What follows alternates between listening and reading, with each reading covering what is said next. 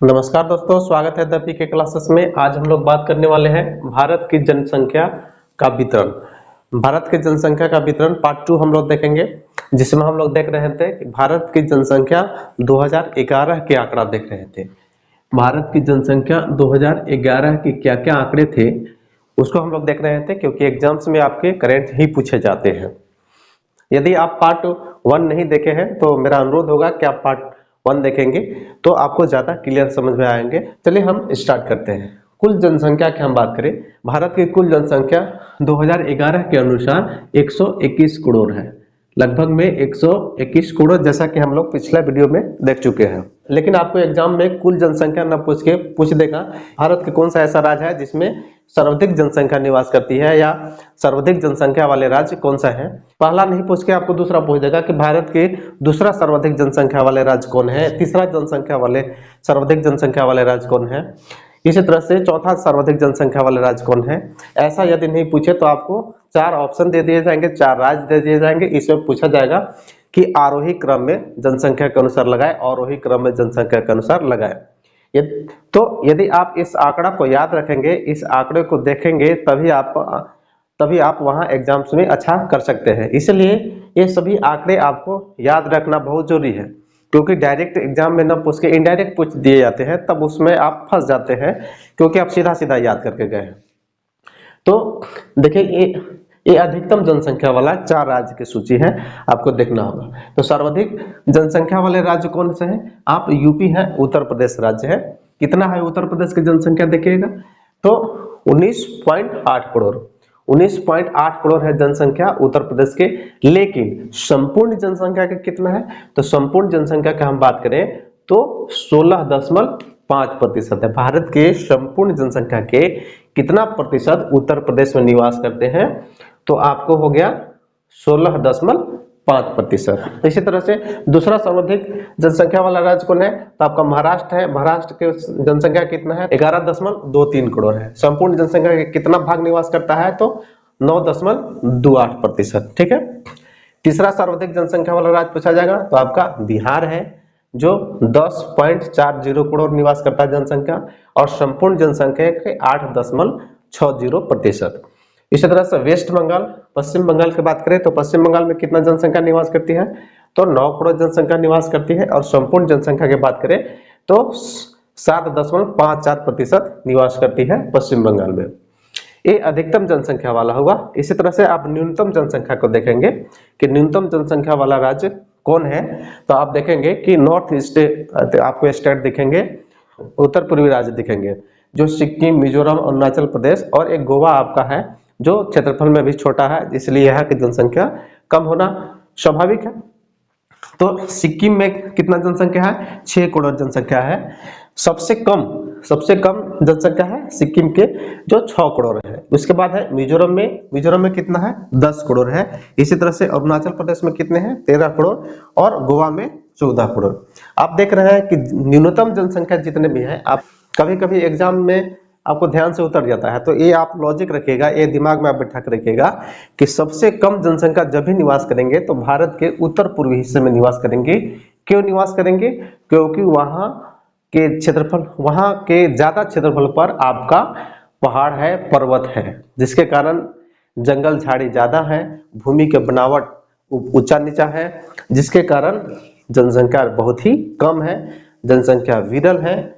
तो सिक्किम की जनसंख्या आप देखिएगा, भारत के मानचित्र में इस तरह के सिक्किम का आपका ये वाला हिस्सा जो है, सिक्किम जो एक बड़ी इलायची की आकृति के है, सिक्किम छोटा सा स्टेट है, और यहाँ पर ज्यादातर हिस्सा में पर्वत पठार जंगल झाड़ी ज्यादा है, जिसके कारण जनसंख्या बहुत विरल है।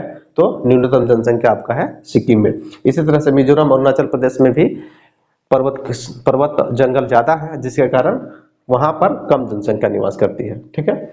अब आगे देखते हैं, जनसंख्या घनत्व देखते हैं।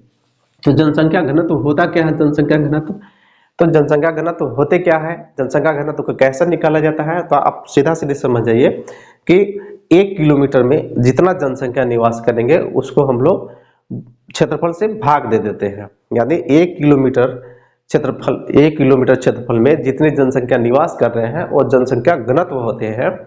तो ये पूरे क्षेत्र के औसत निकाल दिए जाते हैं, पूरे क्षेत्र के व्यक्ति कितने हैं और उस व्यक्ति से क्षेत्रफल का भाग दे देते हैं। तो आपको जनसंख्या घनत्व निकालना होगा, तो व्यक्ति की संख्या बटा भूमि का क्षेत्रफल, व्यक्ति की संख्या से भूमि के क्षेत्रफल को हम भाग दे देंगे तो हमारा जनसंख्या घनत्व निकल जाता है। इसी तरह से हम देखेंगे कि अधिकतम जनसंख्या घनत्व वाले कौन कौन से राज्य हैं। भारत के 4 राज्यों को हम देखेंगे जहां पर कम भूमि पर ज्यादा लोग निवास करते हैं। तो आप देखिएगा कि बिहार सबसे ज्यादा जनसंख्या घनत्व वाला स्टेट है बिहार। अब प्रश्न उठता है, बिहार में सबसे ज्यादा जनसंख्या घनत्व क्यों है? क्योंकि बिहार का जो भूमि है वो समतल है और यहाँ पर खेती और सिंचाई के साधन ज्यादा है, यहाँ पर नदियां ज्यादा है, जिसके कारण यहाँ पर उपजाऊ भूमि मिल जाता है और लोग आराम से जीवन यापन कर लेते हैं। तो बिहार में आपका कितना है, आपको ये आंकड़ा भी याद रखना है। बिहार का जनसंख्या घनत्व कितना है? तो 1106 प्रति किलोमीटर, 1106 प्रति किलोमीटर स्क्वायर आपको जनसंख्या निवास करती है। उसी तरह से दूसरा सबसे ज्यादा जनसंख्या घनत्व वाला राज्य कौन है? तो वेस्ट बंगाल है, जो 228 प्रति किलोमीटर स्क्वायर जनसंख्या निवास करती है।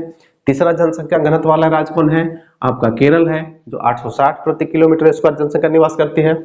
चौथा बड़ा जनसंख्या घनत्व वाला स्टेट कौन है? आपका उत्तर प्रदेश है, जो 829 प्रति किलोमीटर स्क्वायर जनसंख्या निवास करती है। ठीक है, इसके बाद हम न्यूनतम में आ जाते हैं। न्यूनतम जनसंख्या घनत्व वाले कौन से स्टेट है? यानी यहाँ पर भूमि ज्यादा होगा, जनसंख्या कम निवास करेंगे, तो न्यूनतम जनसंख्या घनत्व होंगे तो अरुणाचल प्रदेश, मिजोरम, सिक्किम और नागालैंड। जितने भी न्यूनतम जनसंख्या घनत्व वाले हैं सब नॉर्थ ईस्ट वाले हैं, सब नॉर्थ ईस्ट स्टेट हैं, क्योंकि वहां पर पर्वत ज्यादा है, झाड़ी जंगल वगैरह ज्यादा है और वहां के भूमि उपजाऊ नहीं होने के कारण,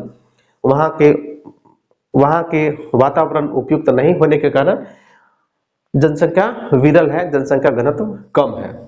जैसे कि न्यूनतम जनसंख्या था उसी तरह से यहाँ भी आपका न्यूनतम जनसंख्या घनत्व भी देखने को मिलते हैं। तो अरुणाचल प्रदेश में सबसे कम अरुणाचल प्रदेश में न्यूनतम जनसंख्या घनत्व है। वहां पर क्षेत्रफल ज्यादा है, भूमि ज्यादा है, लेकिन जनसंख्या कम है, लोग का निवास बहुत कम लोगों की संख्या बहुत कम है। तो अरुणाचल प्रदेश प्रति किलोमीटर देखा गया कि प्रति किलोमीटर औसतन प्रति किलोमीटर हिसाब से देखा गया तो अरुणाचल प्रदेश में 17 प्रति किलोमीटर स्क्वायर जनसंख्या निवास करती है, यानी 1 किलोमीटर में 17 जनसंख्या निवास करती है, जो बहुत ही कम है। इसी तरह से मिजोरम देखेंगे, मिजोरम 52 है, 52 है, आपका सिक्किम है 86 है और नागालैंड है 119 प्रति किलोमीटर स्क्वायर जनसंख्या घनत्व। अब हम आते हैं लिंगानुपात, आते हैं लिंगानुपात। देखिए अब लिंगानुपात क्या होता है, पिछला हम वीडियो में बता चुके हैं कि प्रति 1000 पुरुषों पर स्त्रियों की कुल संख्या को हम लोग लिंगानुपात कहते हैं। तो लिंगानुपात, भारत के लिंगानुपात 943 है। तो प्रति 1000 पुरुषों पर 1000 पुरुष पर स्त्रियों की संख्या को हम लोग लिंगानुपात कहते हैं और भारत में लिंगानुपात 943 है। संपूर्ण भारत के लिंगानुपात 943 है। अब हम स्टेट को देख लेते हैं कि अलग अलग स्टेट में अलग अलग लिंगानुपात है, कोई किस स्टेट में सबसे ज्यादा है, किस स्टेट में कम है। इसका 4 आंकड़े दिए हुए हैं, आपको याद रखना है। जिस तरह से यह प्रश्न पूछने का तरीका है उसी तरह से इस प्रश्न भी पूछा जा सकता है कि सर्वाधिक लिंगानुपात वाले राज्य कौन है, सर्वाधिक दूसरा लिंगानुपात वाले राज्य कौन है, सर्वाधिक तीसरा लिंगानुपात वाले राज्य कौन है। या आपको असेंडिंग ऑर्डर डिसेंडिंग ऑर्डर में पूछ सकता है। 4 ऑप्शन दे दिए जाएंगे, आपको बता दिया जाएगा, आपको बोला जाएगा कि लिंगानुपात के अनुसार राज्यों का क्रम लिखिए, असेंडिंग ऑर्डर में, डिसेंडिंग ऑर्डर में। तो आपको ये आंकड़ा याद रहेगा, तभी आप वहां सॉल्व कर सकते हैं, बना सकते हैं। सबसे ज्यादा लिंगानुपात वाला स्टेट आप देख रहे हैं, केरल देख रहे हैं, जो 1000 पुरुषों पर 284 स्त्रियों की संख्या है, जो बहुत ही अच्छा दर्शाता है, बहुत ही अच्छा सूचक है। तमिलनाडु देखिएगा 996 है, आंध्र प्रदेश देखिएगा 993 है और छत्तीसगढ़ 991 है। आप देख रहे हैं कि लिंगानुपात सर्वाधिक भारत के किस क्षेत्र में है, एक विशेष क्षेत्र में है, वह है भारत के दक्षिण भारत में, भारत के निचले हिस्से में लिंगानुपात ज्यादा है। यहाँ लिंगानुपात ज्यादा होने के क्या कारण है? जाहिर सी बात है कि वहाँ शिक्षित लोग ज्यादा होंगे, वहाँ लड़के लड़कियों में भेद कम होता होगा, इसीलिए तो लिंगानुपात ज्यादा है, क्योंकि हमारे यहाँ झारखंड बिहार आपका ले लीजिए, पंजाब हरियाणा ले लीजिए, तो इसका जस्ट अपोजिट है। यहाँ लड़के लड़कियों में भेद किया जाता है, जिसके कारण यहाँ लिंगानुपात कम है। दक्षिण भारत के लोग ज्यादा शिक्षित हैं, बेरोजगारी बहुत कम है। वहां देखेंगे कि लड़का हो या लड़की सभी वेल एजुकेटेड है, सभी शिक्षित है। जितना लड़का का पढ़ने का अधिकार है उतना लड़कियों का पढ़ने का अधिकार है, जितने स्वतंत्रता लड़का का है उतनी स्वतंत्रता लड़कियों का भी है। आपको दक्षिण भारत में लड़कियां जब जन्म लेती है तो उत्सव उत्सव मनाया जाता है, जबकि उत्तर भारत में ऐसा नहीं है। उत्तर भारत में जस्ट इसका अपोजिट है, मातम मनाया जाता है, जिसके कारण उत्तर भारत में लिंगानुपात बहुत कम है। देखिएगा, सबसे कम जो लिंगानुपात आंका गया है जनगणना 2011 के अनुसार, तो हरियाणा में देखिए, हरियाणा में कितना है, 879 है, जो बहुत ही कम है, बहुत ही खराब बात है। उसी तरह से उत्तर भारत में देखिए, जम्मू कश्मीर में देखिए 889 है, सिक्किम में देखिए 890 है, पंजाब में देखिए 895 है। यहाँ शिक्षा तो है, लेकिन शिक्षा के साथ साथ आपको हर मुठाई भी ज्यादा है, लड़के लड़कियों में विभेद किया जाता है। आप हरियाणा पंजाब हरियाणा में चले जाइएगा, जिस घर में 4 लड़कियां जन्म ले ली, उस घर में लोग आना जाना भी छोड़ देते हैं, उसके पड़ोसी आना जाना भी छोड़ देते हैं। क्यों? क्योंकि हो सकता है कि वहां चल जाए, आना जाना करे, तो ये बीमारी हमारे यहाँ भी पड़ता जाए, हमारे यहाँ भी लड़कियां ज्यादा जन्म न ले। ऐसा होता है, हमने प्रैक्टिकली देखा है, वहां के लोगों से बात किया है, इसलिए मैं आपको बता रहा हूँ। लेकिन अब सुधार धीरे धीरे हो रहा है, लोग जागरूक हो रहे हैं, जिसके कारण यहाँ पे हरियाणा में भी, पंजाब में भी लिंगानुपात बढ़ रहा है। चलिए अब हम अगले आंकड़े के ऊपर बात करते हैं। साक्षरता, साक्षरता लिटरेसी, लिटरेसी भी पूछे जाते हैं आपके प्रश्न में। सर्वाधिक साक्षरता वाला राज्य कौन सा है, आप देख रहे हैं, सर्वाधिक साक्षरता वाला राज्य कौन है, तो आपका केरल है। कितना प्रतिशत लोग यहाँ लिटरेट है, कितना प्रतिशत लोग यहाँ छात्र, कितने प्रतिशत लोग यहाँ साक्षर है, तो 94%, 94% यहाँ के लोग साक्षर है। आपका साक्षरता में भी केरल आगे है और लिंगानुपात में भी आगे है। इसके बाद है मिजोरम, मिजोरम 91.3% है। इसके बाद गोवा देखिए 88% है। गोवा, गोवा पुर्तगालियों को बसाया हुआ शहर है। यहाँ के लोग बहुत ही वेल मेंटेन होते हैं, यहाँ के लोग बहुत ही साक्षर होते हैं। अगला देखिएगा त्रिपुरा, त्रिपुरा 87% है, ठीक है। इसी तरह से ये अधिकतम हो गए, और न्यूनतम साक्षरता वाले राज्य को देख लेते हैं। न्यूनतम साक्षरता वाले राज्य को हम देखते हैं, तो आपका बिहार में टॉप 1 है, बिहार सबसे नंबर 1 है। कितना परसेंट लिटरेसी है वहां, तो 61.8% है, यानी 61% वहां साक्षर। सबसे कम साक्षरता वाला राज्य आपका बिहार है। अरुणाचल प्रदेश 65.4% है, राजस्थान 66.1% है, आंध्र प्रदेश 66.4% है। धर्म आधारित साक्षरता भी पूछे जाते हैं। जितने ज्यादा लोग शिक्षित हैं, उतना डिसिप्लिन है, उतना लड़ाई झगड़ा से कोई मतलब नहीं है। जितने लोग इलिटरेट हैं, वो सभी के सभी ज्यादा लड़ाई झगड़ा में आगे हैं। आप देखिएगा कि भारत में सबसे ज्यादा साक्षर में आते हैं जैन धर्म आते हैं। जैन धर्म को लड़ाई झगड़ा से कोई मतलब नहीं है, अपना खाना पीना है, अपना बिजनेस करना है। इतना इन लोग वेल डिसिप्लिन में होते हैं कि मुंह में मास्क भी लगाए होते हैं। मास्क क्यों लगाए होते हैं? वे मास्क लगाए होते हैं क्योंकि वातावरण में बहुत सारे जीवाणु होते हैं और सांस के माध्यम से जाके वो मरे नहीं, इसलिए वो जीवाणुओं का भी ख्याल रखा करते हैं। ये बिल्कुल ये अहिंसक होते हैं, क्योंकि वे बहुत ज्यादा शिक्षित है, ठीक है। और ईसाई के देखिएगा, ईसाई धर्म भी बिल्कुल लड़ाई झगड़ा, भारत में बिल्कुल एकदम शांति प्रिय है, उनको लड़ाई झगड़ा से कोई मतलब नहीं है। जैन धर्म हो गया 94.9% ये साक्षर है, 94.9% शिक्षित है। ईसाई धर्म है 84.5% है, ठीक है। बौद्ध धर्म है 81.3%, 81.3%। बौद्ध धर्म भी बिल्कुल लड़ाई झगड़ा से दूर रहते हैं, एकदम शांति प्रिय होते हैं। उसी तरह से सिख है, सिख आपका 75.4%, हिंदू जो है 73.3%, और मुस्लिम सबसे पिछड़े हैं भारत में शिक्षा में 68.5%। आप जैसे जैसे देखिएगा, जैसे जैसे शिक्षा का स्तर नीचे गिर रहा है, वैसे वैसे लड़ाई झगड़ा मारकाट ज्यादा हो रहा है, और जैसे जैसे शिक्षा का स्तर ऊंचा उठता जा रहा है, लड़ाई झगड़ा मारकाट से कोई मतलब नहीं है। इसलिए मेरा सलाह है कि आप लोग भी साक्षर बनिए और समाज को भी साक्षर बनाइए। इसी तरह से आपको पूछा जाता है कुल अनुसूचित जनजाति, आपको SC ST एग्जाम में भी पूछ दिए जाते हैं। आपको बहुत बार आप देखिएगा क्वेश्चन बैंक देखिएगा, जनसंख्या के क्वेश्चन बैंक से, जनसंख्या टॉपिक से आप क्वेश्चन बैंक को देखिएगा तो आपको एससी और एसटी पूछ दिए जाते हैं।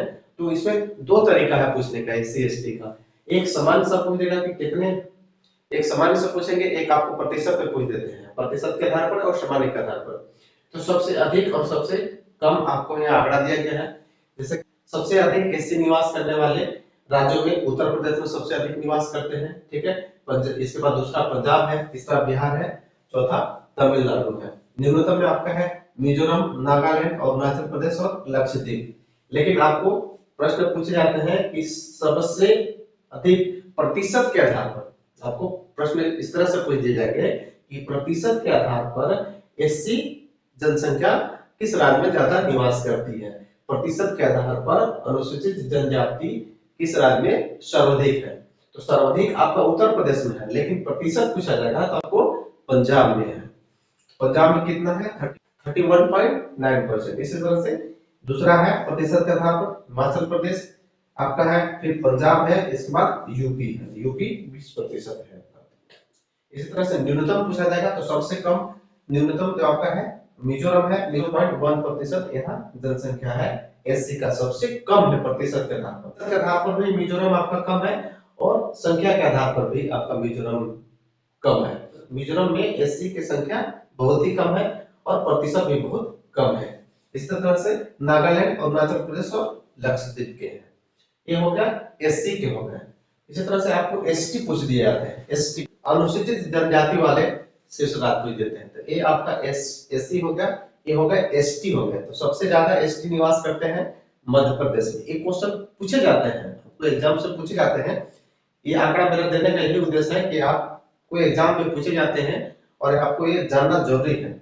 मध्य प्रदेश में सबसे ज्यादा एसटी निवास करते हैं, इसके बाद महाराष्ट्र में है, उड़ीसा में है और राजस्थान में है।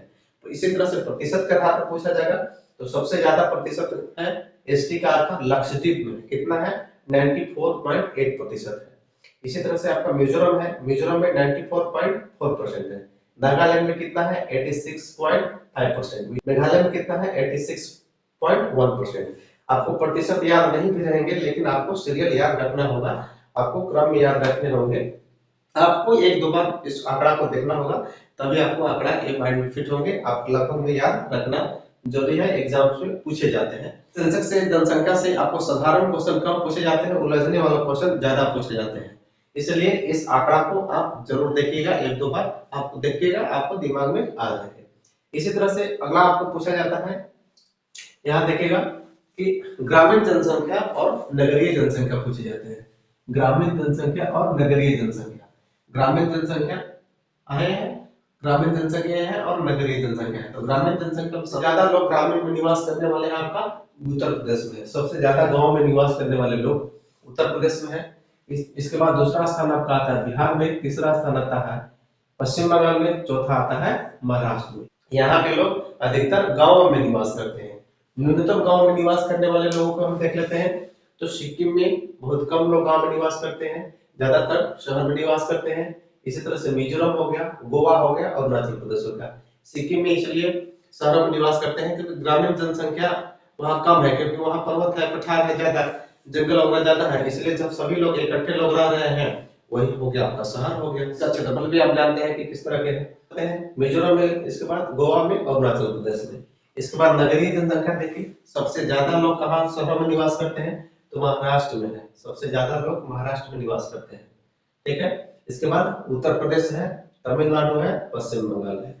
इसके बाद आपका ये देख लीजिए सबसे कम कहाँ लोग, नगरीय जनसंख्या का सबसे न्यूनतम है, ये आपका अधिकतम होगा, ये न्यूनतम हो गया। तो न्यूनतम है सिक्किम हो गया, अरुणाचल प्रदेश हो गया, नागालैंड हो गया। ये सेंसस टॉपिक से इसी तरह से आपको प्रश्न आते हैं। यदि ये वीडियो इंफॉर्मेटिव है आपके लिए, ये वीडियो उपयोगी लगा होगा आपके लिए, तो आपसे रिक्वेस्ट है कि चैनल को सब्सक्राइब कर दीजिएगा। मिलते हैं अगले वीडियो में, तब तक धन्यवाद।